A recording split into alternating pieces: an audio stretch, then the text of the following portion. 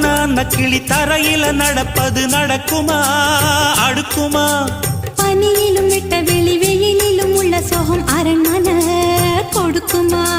குழு குழு அறையில கொஞ்சி தவழ்ந்தது குடிசைய விரும்புமா? சிலு சிலு சிலுவின இங்கிருக்கும் காத்து அங்க அடிக்குமா கிடைக்குமா? பளிங்கு போலவும் வீடு வழியில பள்ளம் மேடு வரப்பு மேடும் வயலோடும் பறந்து போவேன் பாரு.